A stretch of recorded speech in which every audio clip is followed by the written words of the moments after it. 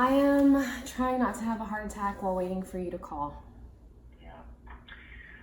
Well, I'm sorry about that. I'm sorry about the fact that I have bad news to tell you. Your test is negative today.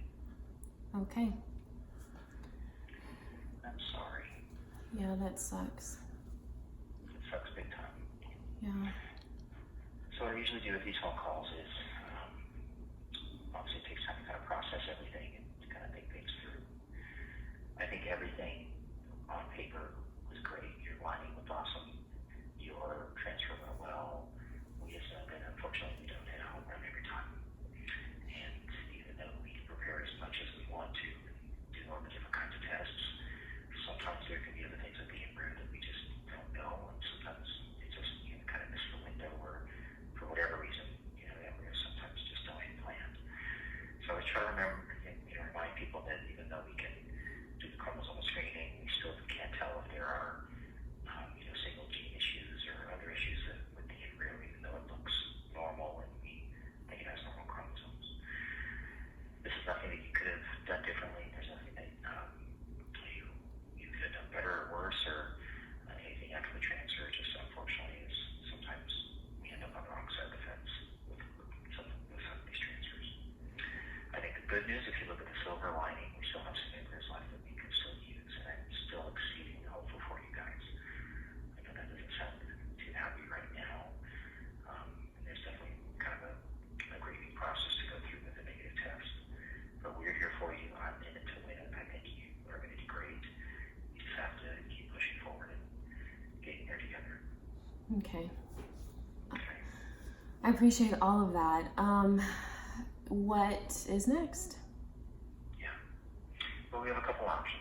We did the receptive biopsy, and that was normal. There is a test available that we can do called an ERA biopsy, an endometrial receptivity assay. I'm kind of on the fence about the testing. Like the receptiva, this test is an endometrial biopsy done in what's called a mock transfer cycle. So you go through all the medicine and a couple of ultrasounds, just like you would in preparation for a transfer. But instead of doing the embryo transfer, we do an endometrial biopsy, and we send that tissue away to the special lab that looks at progesterone use. And they found that in some women, there's a window of implantation where, even though most women will be ready after 6 days of progesterone, sometimes in some women it might take 7 days of progesterone, and that their lining may not be syncing up like it normally should. So that's a test that we can consider. It does increase the cost. I don't have those numbers, but it's, I think, between $800 to $1,000 for the test itself. And it would require giving estrogen pills and then progesterone, just like we would for gearing up for an actual transfer. Okay. It also takes a little bit of time, so it takes some time to do the mock cycle, so we wouldn't be able to do a transfer with that cycle. But we get the results back relatively quickly, and then if we need to change the dosing of the progesterone, then we can do that, say, for like a July transfer. Okay. Normally, or just after one transfer, I typically don't recommend doing testing. Most of the time it's for women who have recurrent implantation failure where we're into a 2-3 cycles.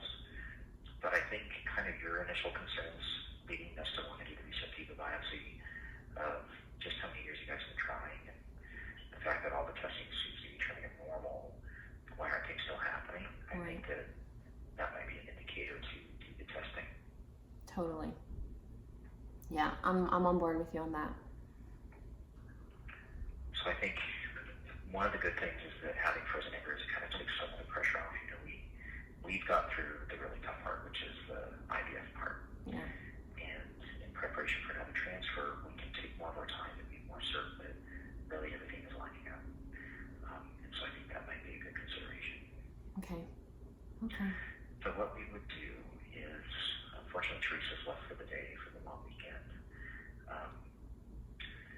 I want to kind of have a plan in place for you coming into next week. So typically what we would do is, once you come off the progesterone, you start your cycle, it's with that next cycle that we can get things going with the estrogen again. Okay. But you did well with the pills, and so do you have any, you still have pills, right?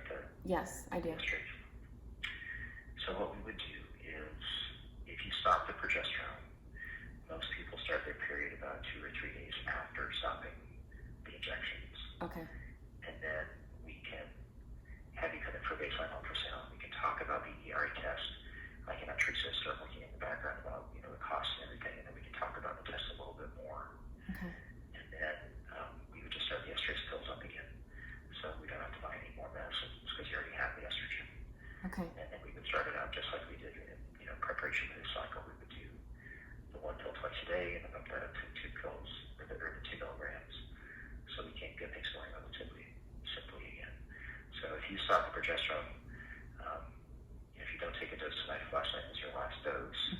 By Saturday, Sunday, you should start your period around Sunday or Monday. Okay. That way we can have you come in around Tuesday or Wednesday or kind of later next week whenever you start your cycle. We can talk about moving forward at that time. Okay, so when I start, well, I know you guys will be back on Tuesday. Do I contact you or will you contact me? Yeah, you let us know when you start your cycle, so Okay. that way we can get you scheduled for your follow-up visit. Okay, and then with the estrogen pills, I'm sorry if you already said this, because I'm taking them 3 times right now. So just stop taking that too. Yeah, just stop everything. Okay. Okay. All right, we'll do. All right. Okay. So last time, we're here for you. Thank you. Want you guys to kind of grieve together this weekend, but also we have that silver lining. In some couples, without doing the genetic testing, excuse me, we're getting into doing transfers of embryos we think are beautiful. People aren't getting pregnant or they're having excursions. So every step that you've made is a step towards your goal. Okay. And this isn't easy. This is hard. So you can hold your chin high and think, I'm doing this. We're getting through it. There's a plan for you, and I think this is going to work. And we're going to do our due diligence to make sure that it does. So I want you to be hopeful. I certainly want you to grieve. I want you to be hopeful. And I want you, more importantly, I want you to call me if you need to. Oh, thank you so much. That means so much to me. I appreciate that. All right. I think you're a warrior. I think you're a champion. I think you're going to kick this in the, what? You just need to keep going. Yes, I agree. Thank you so much. We'll see you soon. Okay. Okay. We'll talk soon. All right, bye. Okay. Bye-bye.